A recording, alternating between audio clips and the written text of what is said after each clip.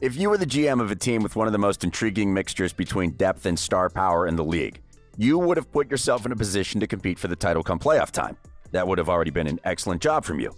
But imagine that you were also presented with the chance of acquiring a former MVP during the first month of the season. That may look like a situation that's just too good to be true, but is exactly what happened to the Nets GM Sean Marks a few days ago. And in case you're wondering, he didn't hesitate in pulling the trigger to get James Harden away from the Houston Rockets.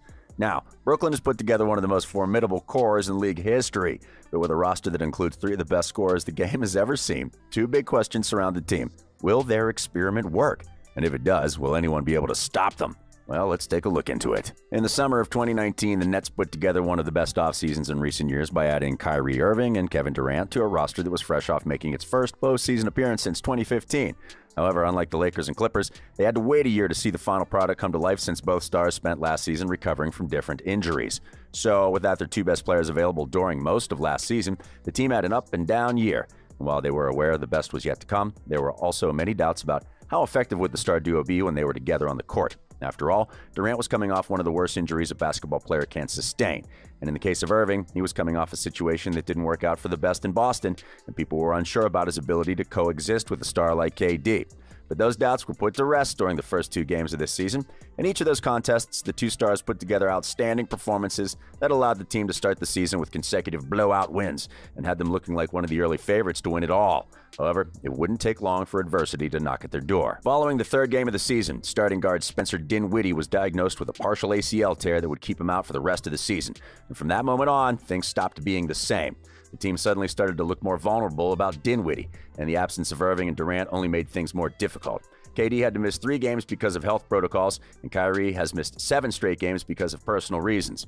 That way, the Nets followed their impressive 2-0 start with a 5-6 record in the next 11 games. Their play became very inconsistent, and it became clear that the best chance opposing teams had of beating them was to outscore them. So before things could keep escalating, the front office decided it was time to take a gamble and shake the roster. From the moment Harden's trade request became known by the public, most people had their attention on what the Nets would do, given that was the favorite destination of the shooting guard. As the weeks passed and it didn't seem like there was an imminent deal on the horizon, James decided to add more teams to the list of his preferred destinations. Quickly, the Celtics, Heat, and 76ers also became part of the run to acquire the services of the former MVP.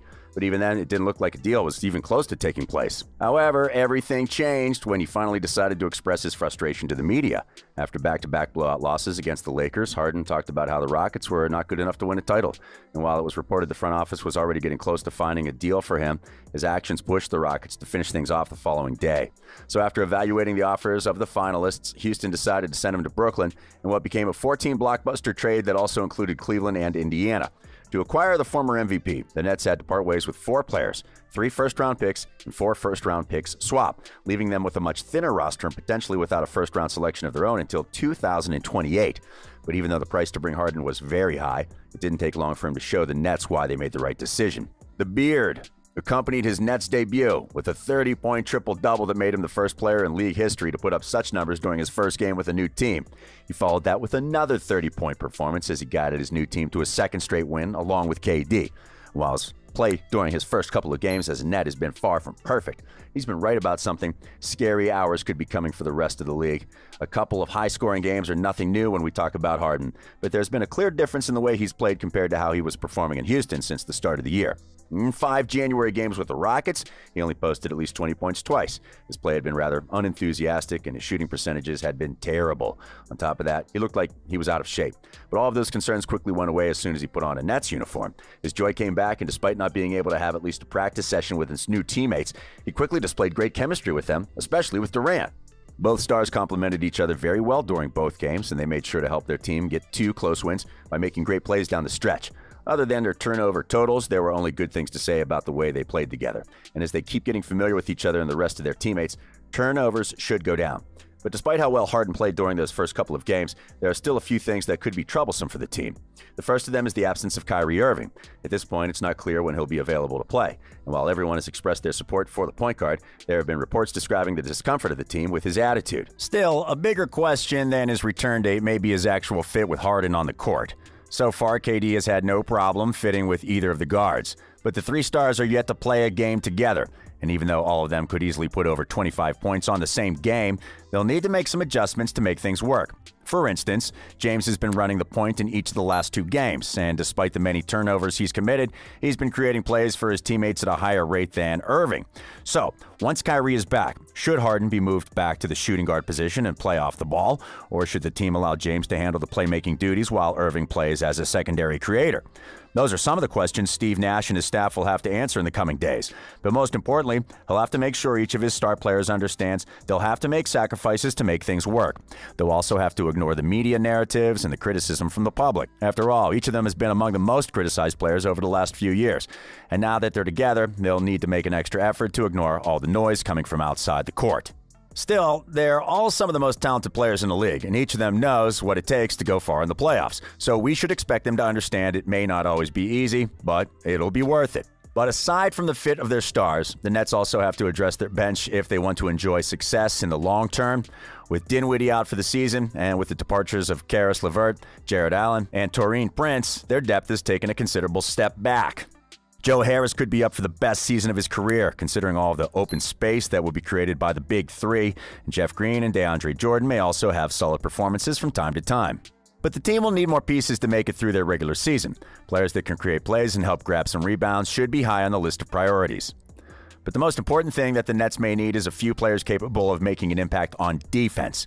After all, we shouldn't expect this team to excel on the defensive end. Their plan will always be to outscore opponents, and they have the personnel to make shots over any kinds of defenses. However, there'll be nights when a defensive stop may be the difference between winning or losing, and since neither of the starters is known for their defense, they could use some help.